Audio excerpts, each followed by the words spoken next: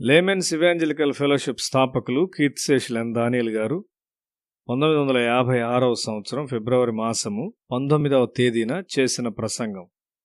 ఆదికాండము 18వ అధ్యాయం 19వ వచనములో ఎట్లనగా, యెహోవా అబ్రహామును గూర్చి చెప్పినది అతనికి కలుగజేయునట్లు తన తరువాత తన పిల్లలను తన ఇంటివారును నీతి న్యాయములు జరిగించుచు యెహోవా మార్గమును గైకొనుటకు అతడు వారికి ఆజ్ఞాపించినట్లు నేనతని ఎరిగియున్నానెను. మనము మన పిల్లలు ఆయన వెంబడించున్నామో లేదో ప్రభు ఎరిగి ఉన్నాడు. తన మార్గములో నడవాలని దేవుడు ఆశిస్తూ ఉన్నాడు. ఎందుకనగా అది అత్యంత క్షేమమైన మార్గం. దేవుడు దేవునిగా ఉండుటకు తన సొంత చట్టములకు తాను విధేయత చూపవలసి ఉన్నాడు.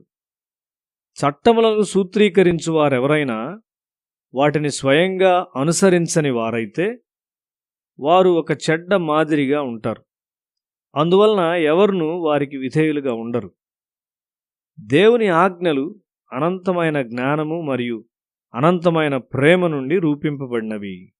కాబట్టి అవి మనకు ఎంతో మంచిని చేయును. అబ్రహాము మరియు అతని పిల్లలు ఆయన ఆజ్ఞలు పాటించుట దేవుని యొక్క లోతైన శ్రద్ధయున్నది. వీధిలో అమ్మబడు దాన్ని కాకుండా నీ తల్లి సిద్ధపరిచిన దాన్నే నీవు ఎందుకు తింటావు? ఎందుకనగా నీ తల్లి ప్రేమను నీవు నమ్ముచున్నావు. నీకు ఏమి సిద్ధము చేయాలో ఆమెకు తెలియను.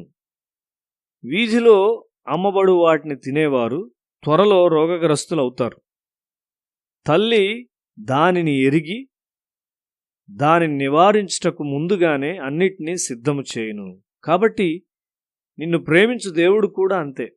దేవుని యొక్క ఉన్నతమైన చట్టములను వెంబడించువారు మరణము ఎరుగరు. సొదొమ మరియు గొమొర్రా వారు దేవుని ఎరిగి ఉండలేదు. వారు తమ స్వంత మార్గమును వెంబడించారు. సొదొమ సమృద్ధి గలదిగా ఉండి తనను ధనవంతునిగా చేయునట్లు కనిపించినందున లోతు అక్కడికి వెళ్ళాడు. అతడు తన మట్టుకు నీతిమంతుడే గాని అది అతడు అబ్రహాము నుండి నేర్చుకున్న నీతి. అయితే అది ఒక విశ్వాస సంబంధమైన నీతి కాదు. అబ్రహాము విశ్వాస సంబంధమైన నీతి కలిగి ఉన్నాడు. అతడు సొదొమ మరియు గొమొర్రా ప్రజల కొరకు ప్రార్థించాడు. లోతు వారి కొరకు ప్రార్థించలేదు. అతడు వారి కొరకు తన జీవితంలో విసుగు చెందాడు. వారి పద్ధతులు అతనికి వ్యధ కలిగించినాయి.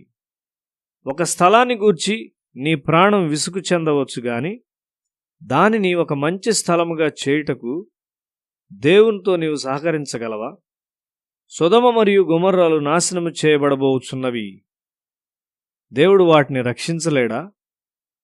ఖచ్చితమైన వినాశనం ఉన్నప్పటికీ లోతు కుటుంబాన్ని రక్షించుటకు ఆయనకు ఒక ప్రణాళిక లేదా?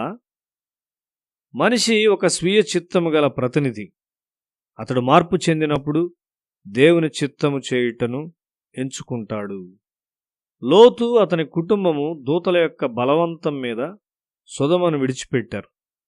ఆదికాండం 19వ అధ్యాయం 29వ వచనంలో దేవుడు ఆ మైదానపు పట్టణములను పాడు చేసినప్పుడు దేవుడు అబ్రహామును జ్ఞాపకం చేసుకుని లోతు కాపురమున్న పట్టణములను నాశనము చేసినప్పుడు ఆ నాశనము మధ్య లోతు నశించకుండా అతన్ని తప్పించెను.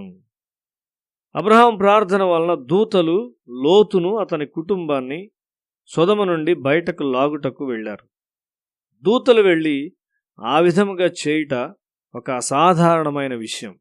మనిషి తన చిత్తమును దేవుని చిత్తములోనికి పెట్టినప్పుడు అతడు ఆత్మీయంగా ఉన్నతమైన స్థితికి ఎదుగుతాడు.